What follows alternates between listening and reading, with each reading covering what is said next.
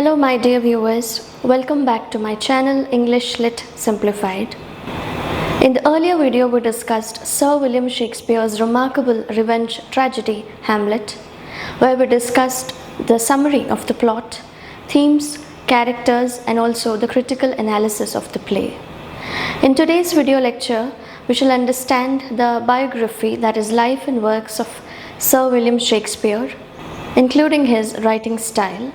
We shall then go ahead and understand the 7 important soliloquies of the play Hamlet. So without further ado, let's get started. Sir William Shakespeare is considered to be the most remarkable English playwright, poet and actor of the Elizabethan and Jacobean era. He is popularly regarded as England's national poet or the Bard of Avon. Bard refers to the greatest poet. There are very few records related to his birth. It was believed that he was born on 23rd of April 1564 at Stratford-upon-Avon, Warwickshire, England. His plays have been translated into almost every living language and are performed more often than those of any other playwright. It is believed that Sir Shakespeare has written around 39 plays, 154 sonnets, 3 long narrative poems and a few other verses. His father was John Shakespeare, who was a glove maker, and his mother was Mary Arden, who was from an affluent family of landowners. It's believed that Shakespeare was the third of 8 children and he was the eldest surviving son in the family. Some of the biographers believe that he might have attended King's New School, although there is no enough evidence related to his academic life. At the age of 18, Sir Shakespeare got married to Anne Hathaway, with whom he had 3 children, Susanna and the twins Judith and Hamlet. Hamlet believed to have died at the age of 11 years due to unknown health conditions. Sometime between 1582 and 1592, Shakespeare began his remarkable career in London as a writer, actor, and also a part owner of a famous acting company called Lord Chamberlain's Men, which was later renamed to The King's Men. He produced most of his plays between 1589 and 1613. His earliest works included histories and comedies, which were regarded as the most brilliant works in these genres. During his later years, he mainly wrote tragedies, which are also known as tragic comedies or romances. Records suggest that by the year 1592, several of Shakespeare's plays were already on the London stage, and he was popular enough to have a lot of jealous critics around him. One of such jealous critics of Sir Shakespeare was Robert Greene. Now, Robert Greene, in his magazine called Grott's Worth of Wit, has criticized Shakespeare by saying that he is an upstart crow beautified with our feathers. By these words, Robert Greene meant that Shakespeare was a newcomer who was trying to plagiarize the works of the existing so-called university wits in order to take away all the credit, in order to take the fruit of their labor. Now, Shakespeare was believed to be inspired by the famous playwrights of the 16th century like Christopher Marlowe and the other playwrights prominent during that time, because most of his themes were quite similar to what Christopher Marlowe used to write. The reason why do we call them university wits is because these were the extraordinary influential playwrights belonging to the 16th century, and they might have graduated either from the University of Cambridge or Oxford. And the list of university wits included Robert Greene, Christopher Marlowe, Thomas Lodge, Thomas Nash, George Peele and John Lilly. Now, most of Shakespeare's plays were published in the year 1623 under his first folio. And the people behind this publication were two of his co-actors, John Hemingway and Henry Condell. These two co-actors published Shakespeare's first publication of works, which was titled as First Folio, and it was published in the year 1623. It consisted around 36 of his plays. The plays which were not included earlier were added later on. Around 1599, along with a group of partners, Shakespeare believed to have started a theatre by the river Thames, which they called it as the Globe Theatre. He continued to perform as an actor in his own and also in other plays after his success as a playwright and actor. By the year 1610, Shakespeare wrote fewer plays, which were mainly his collaborations. It's believed that he collaborated with John Fletcher, who became his successor as a house playwright to the company called The King's Men. Now, the plays which were under their collaboration were The Two Noble Kinsmen and Henry VIII. In the year 1613, Sir Shakespeare retired just before the Globe Theatre burned down during the performance of Henry VIII. It's believed that he died on 23rd of April 1616 and was buried at the Holy Trinity Church. A memorial of his statue was erected by his family members at the same church. Now, due to his remarkable career in theatre, he was able to acquire a lot of wealth. He became affluent quite early. Therefore, he was able to build a new home for his family at Stratford-upon-Avon. Let us now look at some of Sir Shakespeare's works which were published in his first folio in the year 1623. Now, these plays are categorized into three groups, which are comedies, histories and tragedies. If we look at the comedies, we have The Tempest, The Two Gentlemen of Verona, Merry Wives of Windsor. We have histories like King John, Richard II, Richard II, and so on. Tragedies, Hamlet, King Lear, Othello, Macbeth, and so on. Now, the table contains 36 of his plays. Other plays which were not included were Pericles, Prince of Tyre, or The Two Noble Kinsmen, which was under the collaboration with John Fletcher. Now that we understood about the life and works of Sir William Shakespeare, it's time for us to know the 7 important soliloquies of the play Hamlet. Understanding their context is extremely important because it's likely that they might ask questions in the UGC NET exam. Now, before understanding each of these soliloquy, it's extremely necessary to know what a soliloquy is. Well, a soliloquy is a combination of two Latin words, solus, which means solo or individual, and loqui means to speak. Therefore, a soliloquy is a device used by the dramatists in order to express the innermost thoughts, feelings of their characters. A soliloquy is usually a speech delivered by one of the characters in the play when he or she is alone on the stage. A soliloquy is a way to connect to the audience in a direct manner, wherein it reveals the innermost feelings, thoughts, motivations, and the inner struggles of a character. Therefore, it is one of the most amazing storytelling tools used by Sir William Shakespeare. Now, these 7 soliloquies tell us about the internal turmoil or the internal struggle that the character of Hamlet is going through.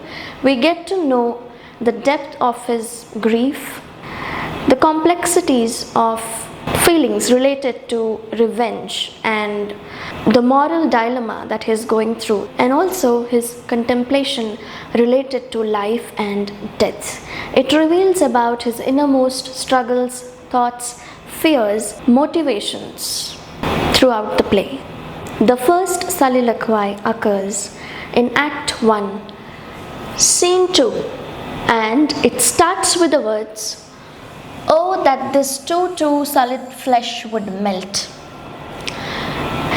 In the very first soliloquy, Hamlet expresses his profound grief over his father's sudden death and also expresses extreme hatred and contempt over his mother's selfish act of marrying his uncle Claudius.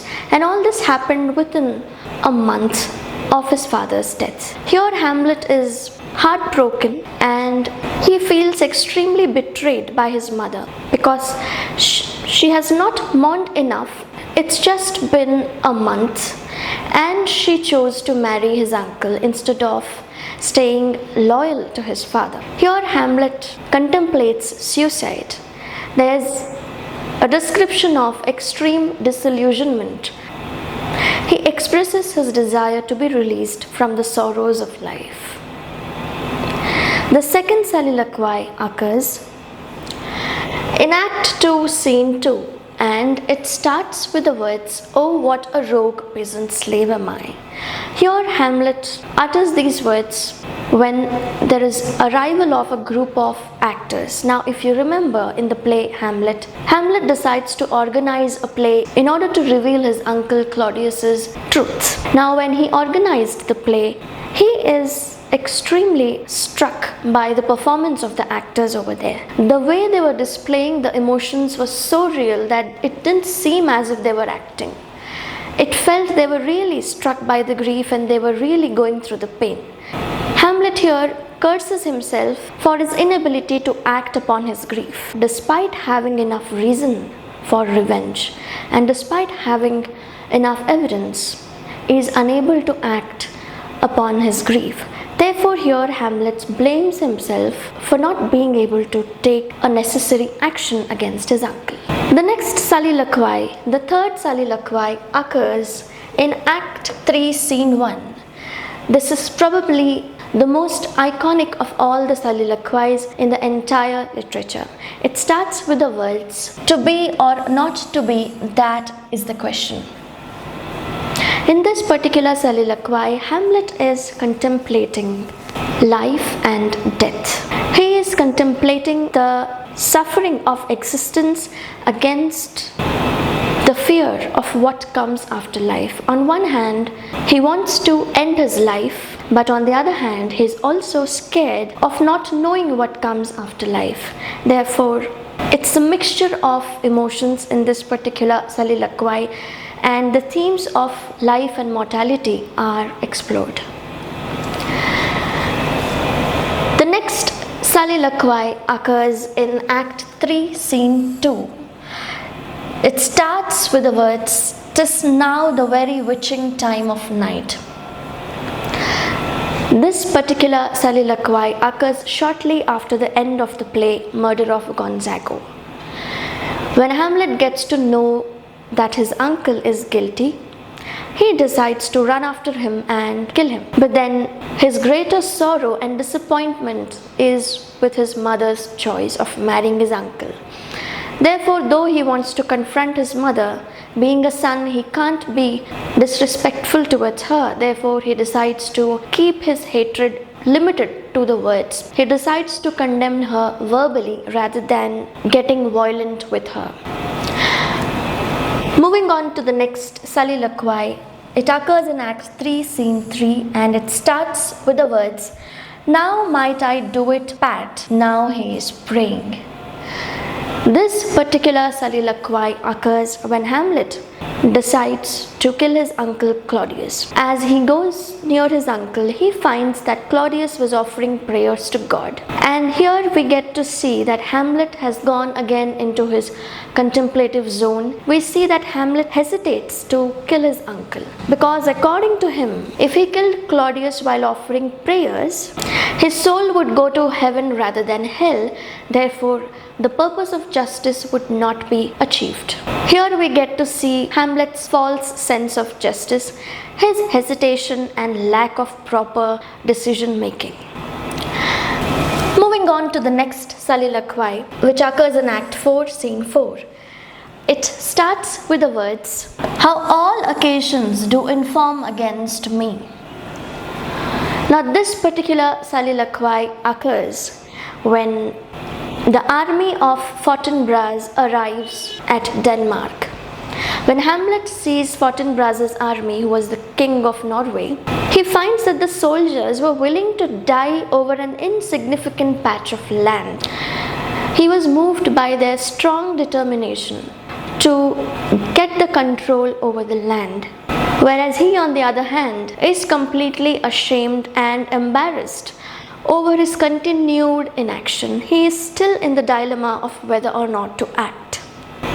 Despite having enough evidence, despite having a significant cause, his father has been murdered by his uncle. This is the biggest cause he has, and yet he is still incapable of taking action.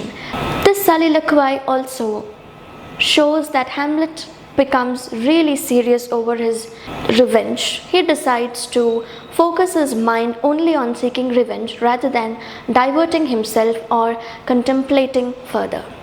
He decides to get action oriented rather than just pondering or dwelling on the thoughts.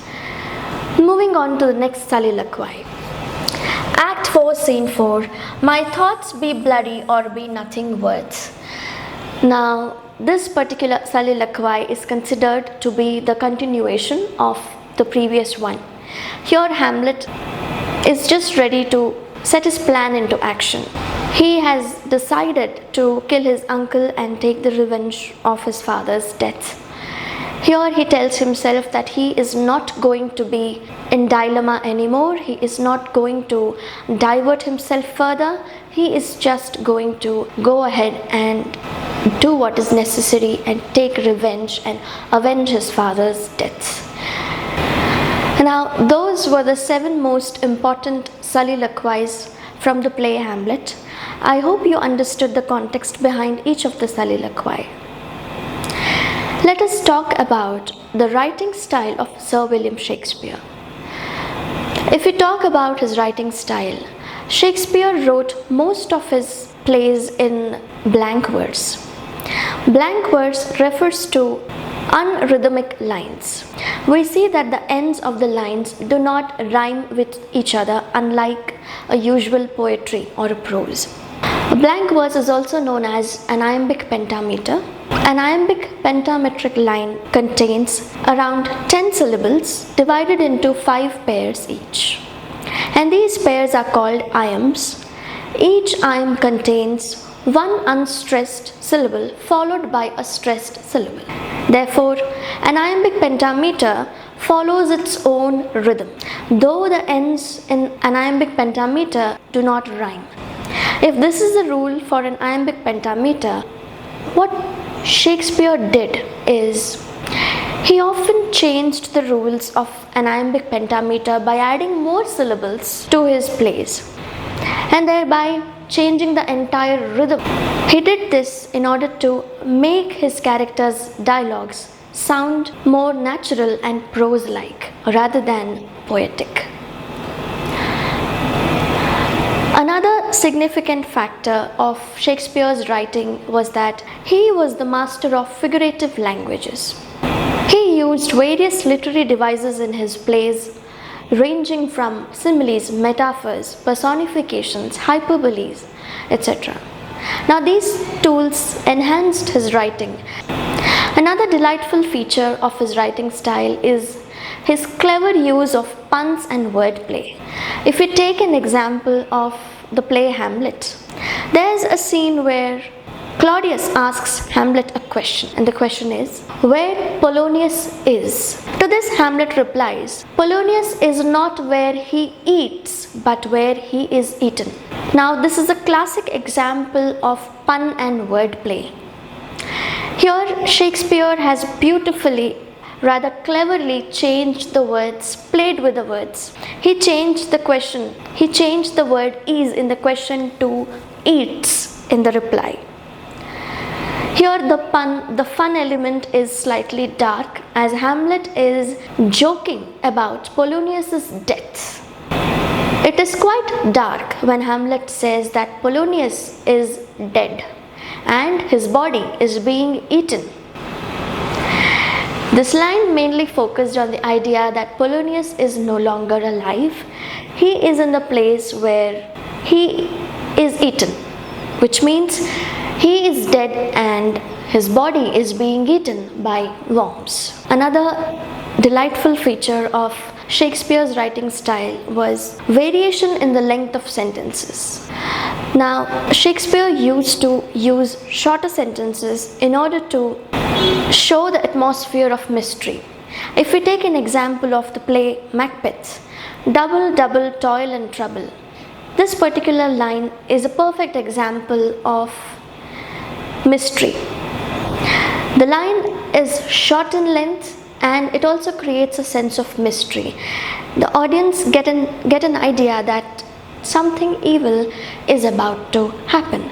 Audience are aware of the forthcoming danger or the imminent evil that might happen in the play. If we talk about the longer sentences, if you remember Hamlet's third and famous soliloquy, to be or not to be, that is the question, can be taken as a perfect example for a long sentence. Now, Shakespeare used such long sentences in order to show the characters' contemplative and reflective behavior. Whenever he wanted to show that the characters are lost in their internal struggles and dilemmas, he would use longer sentences. Apart from all these things, Shakespeare also had a habit of changing the word order in his plays. He did this in order to make his characters' dialogues sound more prose-like and natural rather than poetic. He also used a lot of soliloquies and monologues, which were considered to be the amazing storytelling tools. Due to the use of all these elements, we would get a clear insight into the analysis of different characters and the motivations of those characters. We would also know the different themes involved in the play. That was all for today's video lecture. I hope you loved watching the video. If you liked my content, do not forget to like, share and subscribe to my channel. I'll see you soon in the next video. Until then, goodbye, take care.